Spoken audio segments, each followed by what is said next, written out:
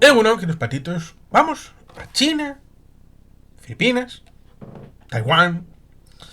Recuerdo que tuvimos un encuentro en Belumartis, historia, actualidad, geopolítica, que hablaba de esta situación respecto de Taiwán y está resubido en el canal y invito a la gente a ir. Y que evidentemente está esa dualidad respecto de lo que pueden hacer hacia afuera y de lo que pueden hacer hacia adentro. La historia que traemos es de hace unas semanas, y es que la justicia de Taiwán condena a un grupo de militares por espiar para China.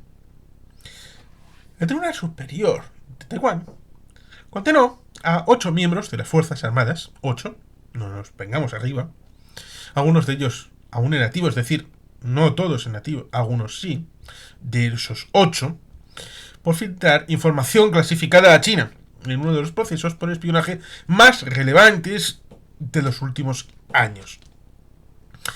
Las investigaciones se iniciaron en 2022 después de que la fiscalía sospechase de un militar retirado, Chen Yu-xin, que a día de hoy sigue en paradero desconocido.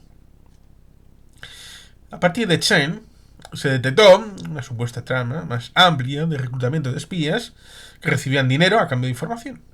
Finalmente, 9 personas se han sentado en el banquillo de los acusados y de ellas solo una ha sido absuelta. El resto han recibido penas de entre 1 y 13 años de cárcel. Si bien la sentencia no es definitiva y cabe recursos según fuentes judiciales citadas por la agencia de noticias oficial. La causa salpica a la Fuerza Aérea y también a la Unidad de Operaciones Especiales e incluye, entre las pruebas, un vídeo en el que varios acusados proclamaban su lealtad a Pekín y se ofrecían a entrarse al ejército chino en caso de conflicto armado. Es un momento interesante porque, recordemos, los 5 de Cambridge. Estos 5 de Cambridge eran ideológicamente comunistas, prosoviéticos. Pensaban que la patria del obrero era la Unión Soviética, la Unión de Repúblicas Socialistas Soviéticas, y por tanto había que apoyarla. ¿Cómo? Con conocimiento de los países imperialistas a través de función de espionaje. Algunos infiltrados, Kim Philby, y bueno, no vamos a decir los nombres de los otros porque es ocioso, pero evidentemente podemos establecer la idea de que evidentemente estas gentes sabían perfectamente lo que hacían y sabían perfectamente a qué amos servían y sabían perfectamente cómo hacerlo. Pero igual gente que estaba en relación subordinada a estos espías principales igual pensaban otra cosa. Recordemos el inicio de la película El Cuarto Protocolo, referido al hecho de que el personaje Michael Caine está persiguiendo a un británico que piensa que está haciendo un servicio a la República Sudafricana en la Guerra Fría, habiendo sido excluida del ámbito de la defensa eurooccidental y que le está pasando información, pero que en realidad está pasándole información a una antena soviética en la embajada sudafricana en Londres. Por lo tanto, piensa que está haciendo algo, pero en realidad está haciendo algo distinto. Por tanto, uno puede tener esa dualidad de pensamiento respecto de esta situación. A uno, como ese primer personaje que está en paradero desconocido, ese seguro que sabía lo que estaba haciendo. Pero no digo en este caso, pero puede pasar que piensen que están haciendo una labor para con otro país. Por ejemplo, que piensen que necesitan información sobre lo que está pasando, porque o con Corea del Sur, o con Japón, o con Filipinas, no haya un feeling especialmente importante en un determinado momento, y que la situación de debilidades deba de exponer para que sean aliados más próximos.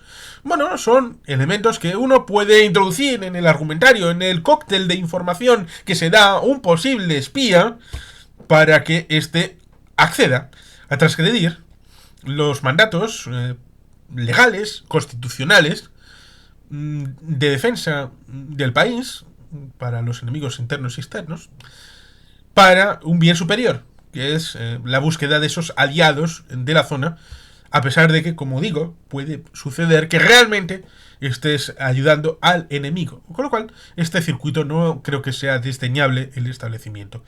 Lo mismo que el hecho de que tenemos de pensar que no va a haber una confrontación directa. El mayor asunto que precisamente está en el ámbito de China continental y del ámbito de China-Taiwán, de la República de Taipei, es esa situación interna. Esos militares, alguno habla de relación con el tema del Kuomintang, pero evidentemente no es así, no es de manera automática. Todo el que participa del Kuomintang está en relación con la reunificación con el Partido Comunista de China y con la República Popular de China. Otra cosa es la relación de no odio, lo mismo que comentamos con Mariano de Miguel respecto del ámbito del Cáucaso, respecto de la República de Chechenia, en los años 90, respecto de ciertos líderes que lo que querían era una realidad de relación más o menos solidaria y comprensiva, pero siempre cada cual en su casa, y Dios en la de todos. Y por tanto ahí es bien interesante el hecho de una relación amable, de una integración. Es diferente. Otra cosa es que haya gente ligada a esos gobiernos del Kuomintang que después hayan tenido una suerte de idea, lo mismo que la pudo tener Kadyrov, padre, Ahmad Kadyrov, respecto de que en esas condiciones igual no ameritaba el mantenimiento de una independencia y que resumían su situación para convertirse en lo que fue durante un tiempecito Ahmad Kadyrov y luego acabó heredando en 2007 Razman, y ahí sigue siendo el coletier de en la Rusia unida en el territorio de Chechenia. Hay un equivalente respecto de Taiwán, de alguien que piense que puede hacer ese mismo país, ese mismo partido, ese mismo proyecto, esa misma realidad respecto de Pekín. Bueno, seguramente sí. Habrá alguno. Y por eso esa debilidad intrínseca, esa debilidad interna, es lo que más debilidad le puede establecer. Porque no son los enemigos de fuera los que son más problemáticos, sino la debilidad interna, como comentábamos con el asunto de Braveheart, con Xavier Grandío. Cuando, después de la situación de la batalla del puente de Stirling, a pesar de que el puente no está, ni en la batalla ni en la película, en la batalla real sí, pero en la película no, pues evidentemente vemos esa escena en Edimburgo en donde los nobles discuten y discuten después de haberle hecho noble a William y después de haber dado un collar a los capitanes de William y están discutiendo a ver quién tiene derechos con unos papeles que sacan por aquí y por allá, quién tiene derecho a la corona de Escocia, repitiendo los pleitos, que precisamente esa desunidad interna es la que permitió a Longshanks autoproclamarse rey en Escocia. Y por lo tanto esa situación es absolutamente interesante porque en un momento dado sale de la habitación y Robert de Bruce le dice: William, ¿a dónde vas? Y le dice, bueno, la falta de unidad aquí amerita que yo haga algo duro contra nuestro enemigo, que es la toma de York. Bueno, ciertamente, es un elemento interesante ese asunto de la unidad interna. Una cosa diferente es el ámbito democrático, debido a que después del 96, el establecimiento de una democracia en el ámbito de Taiwán estableciera que finalmente no solamente hay el Partido Liberal, la presidencia actual y la anterior, sino también un partido intermedio y el tema del Kuomintang, el tradicional partido de Chiang Kai-shek, y que evidentemente establece un marco de Trinidad, ¿no? Que ha ganado con un 40%, 40-42% el actual presidente del país. Eso significa que no tiene una mayoría aplastante sobre la masa votante y que la evolución respecto del sentimiento está ahí, respecto de si se sienten chinos, si se sienten taiwanetes o se sienten otra cosa, pues evidentemente si abogan más por la permeabilidad de la propia presencia con respecto de la isla, o estos tienen una situación respecto de la separación orgánica en el ámbito territorial, lo cual evidentemente lleva al asunto geopolítico. Y como comentábamos en aquel encuentro en Belumartis, pues habla de la relación en ámbito militar, en las posibilidades de un ataque o no, y que evidentemente es un asunto bien interesante, y por eso lo comentamos. Afortunadamente Francisco García Campa me pudo invitar para ese encuentro en Belumartis, lo cual agradezco mucho, y vuelvo a invitar a la gente a que lo vea, porque está resubido en el canal, y que evidentemente, como digo, las debilidades intrínsecas internas. Hubo algún funcionario de la isla que apareció sorpresivamente en el continente, en visita más o menos semioficial, con lo cual estos elementos, que aunque no sean mayoritarios, aunque no sean visceralmente pro-chinos, aunque no sean decisivos, aunque no sea un número importante, pueden ser contribuyentes necesarios para el desmoronamiento interno hipotético de la defensa de la isla, y que llega un momento en el que piensen que los del otro lado tienen más información que la que pueden ocultar, y que eso amerita una situación de desgaste supremo que impide una defensa efectiva, porque saben todos sus puntos neurálgicos y en un momento dado pueden hacerlo, y igual terminan haciéndolo para la decapitación del régimen político de Taiwán, pero siempre desde adentro, con esos quinta columnistas que serían el objeto de esta noticia, y que sería precisamente el asunto problemático, y que evidentemente ameritaba el asunto de un juicio para servir de de cabeza de turcos respecto de una afectación ejemplarizante para con lo que supone el hecho de la defensa, no solamente con lo que hacen y que deben seguir haciendo respecto de el mantenimiento de un discurso, de una narrativa, de un relato que construya la realidad en el que ellos son algo distinto, y que rompe precisamente el ámbito de la unicidad de China, de una sola China tradicional que la incorporan en los 5.000 años de historia desde el mandarinato y desde el primer emperador del país, pasando las diferencias respecto de rebeliones, de emperadores, dinastías diferentes, y por lo tanto ahí tenemos un asunto bien interesante, porque el relato místico de Confucio, Lao Tse, Sun Tzu, pues evidentemente rompe con la tradición liberal demócrata que asume la isla de Formosa, la isla de Taiwán, y que vincula a Países Bajos, vincula a Portugal, vincula a España, vincula a Japón, vincula también a Corea a través de Japón, y la desvincula del ámbito continental, del que en buena medida no ha tenido tanta ligazón históricamente, aparte de la presencia de países occidentales europeos, aparte de la presencia desde 1895 hasta 1945 de Japón. Antes era como una isla de piratas, de gente que tenía su vida aparte, con lo cual, en buena medida, toda esta trayectoria histórica de Taiwán da para un relato, una narrativa separata, corpus separatus. El ámbito de la geopolítica evidentemente nos lleva a que esta situación interna sea importante para China, en tanto en cuanto el ámbito de disposición de materiales en buena medida viene de la ruta comercial marítima. Y esto nos lleva a las otras aportaciones que tienen que ver con Filipinas. Filipinas fue al ámbito de la justicia internacional, y la justicia internacional, en el ámbito de la corte, le dio la razón a Filipinas respecto de las islas Spratly, Paracelso.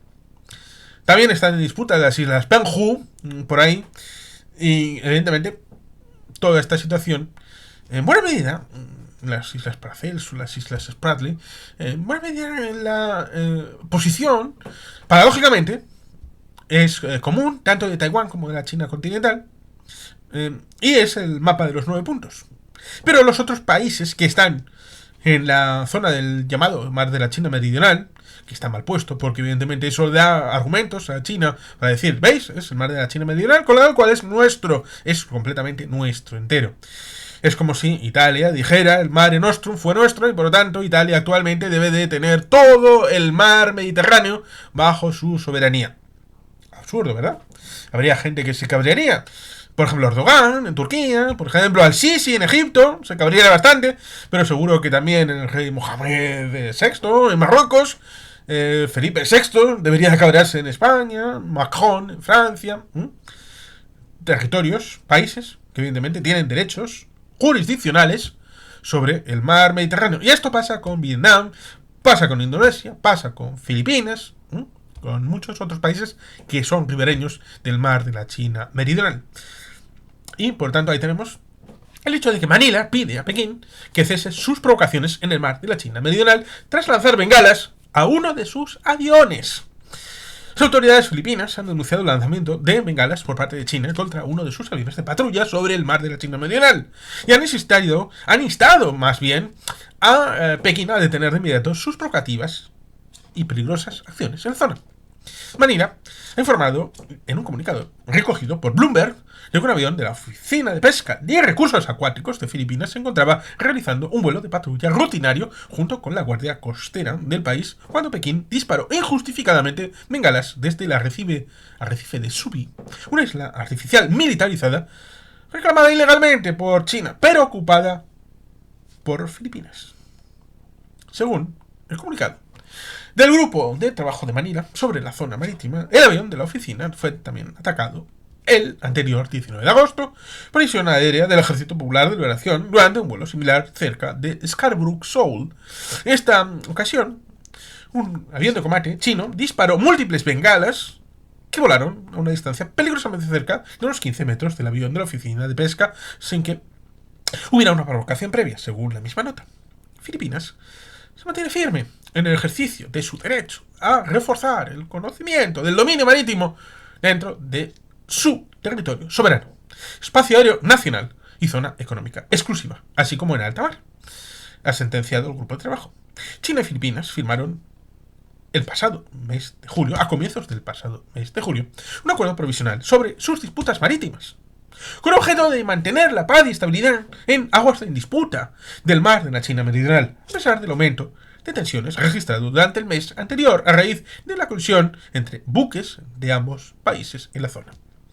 China reclama la mayor parte de las aguas de la zona por considerar que son parte de su territorio nacional a figurar dentro de la llamada línea de los 9 puntos en un mapa de los años 40 del siglo XX. Aparece en los mapas de ese gigante asiático, una zona trazada por el gobierno chino que reclama como suyo el mar de la China Meridional, incluyendo las citadas islas Paracelso y Spratly. Las relaciones entre China y Filipinas han sufrido un aumento de la tensión durante los últimos meses. Manila ha acusado a Pekín de obstaculizar sus misiones de desabastecimiento de tropas dentro de lo que consideran como su zona exclusiva económica, mientras que China insiste en que los buques filipinos transitan en estas aguas de forma ilegal porque dicen los chinos que son aguas de China. Todas son aguas de China, en todo el mar de la China Meridional, lo cual ciertamente es objeto del problema de fondo. Y es que China no solamente está en el ámbito del mar de la China Meridional, también hay otros elementos interesantes que vamos a incorporar. Y es que China presenta estrategia para producción masiva de agua en la Luna. Científicos chinos han desarrollado un nuevo método de producción masiva de agua a través de una reacción entre el regolito lunar y el hidrógeno endógeno. El agua desempeña un papel crucial en la supervivencia humana en la superficie lunar, en nuestro satélite selenita, por lo que han atraído una gran atención de investigaciones. Los resultados de las investigaciones de exploraciones lunares, como las misiones Apolo y Chang'e 5, han revelado una presencia generalizada de agua en la Luna. Sin embargo, el contenido de agua en los minerales lunares es extremadamente bajo, oscilando entre un 0,0001% y el 0,02%, siguiendo siendo un desafío extraer y utilizar agua in situ en la Luna. Utilizamos muestras de regolito lunar traídas por emisión Chang'e 5 en nuestro estudio, tratando de encontrar una manera de producir agua en la Luna, dijo en un comunicado Wang Jungyang del Instituto de Tecnología e Ingeniería de Materiales de Ningbo, NIMTE. El estudio fue publicado en The Innovation. 100 botellas de medio litro sacadas de una tonelada de regolito. El estudio reveló que cuando el regolito lunar se calienta por encima de los 1200 grados Kelvin, con espejos cóncavos, un gramo de regolito lunar fundido puede generar entre 51 y 76 miligramos de agua. En otras palabras, una tonelada de regolito lunar podría producir más de 50 kilos de agua, lo cual equivale a unas 100 botellas de 500 mililitros de agua potable. Esto sería suficiente agua potable para 50 personas durante un día. Además, se descubrió que la ilmenita lunar FeTi03 contiene la mayor cantidad de hidrógeno implantado por el viento solar entre los 5 minerales primarios del regolito lunar, debido a su estructura reticular única con túneles subnanométricos. Los experimentos de calentamiento in situ indicaron que el hidrógeno en los minerales lunares es un recurso sustancial para producir agua en la Luna. Dicha agua podría usarse dentro de un amplio espectro, tanto para beber como para regar las plantas. Además, podría descomponerse electroquímicamente en hidrógeno y oxígeno, siendo el hidrógeno el que se utiliza para obtener energía, el oxígeno el que es esencial para respirar. Por tanto, resulta bien interesante. Muy, muy interesante este asunto, porque vamos en líneas concéntricas. En el ámbito de Taiwán piensan en la incorporación de elementos dentro de la propia realidad de la isla para debilitar internamente el régimen de Taipei. Y que sean los mismos los que al final acaben entregando armas y bagajes, como al final fue obligado a hacer Vercingetorix en Alesia frente a el todopoderoso Julio César. Luego tenemos el ámbito de la China meridional, con la confrontación sobre todo con Filipinas, que parece ser el gallo en el barrio, el que está destinado a servir de punta de lanza al AUKUS para conformar una organización de zona en la que puedan estar Corea del Sur, Japón, Vietnam, Indonesia, cuyo papel geopolítico debería de ser bastante más pronunciado, para servir ciertamente de elemento que choque con China en esa situación del mar de la China meridional. Y por otro lado, en la Luna, en la búsqueda de la ocupación efectiva del territorio selenita, bien como elemento intermedio hacia otros espacios como pueda ser la llegada a Marte. Y por supuesto la traída de material mineral a través de colas de como por ejemplo el Hale Bomb, y otros materiales volantes que pueden ser atraídos a órbita terrestre y servir de minería espacial. Bueno, estos elementos que uno puede comentar.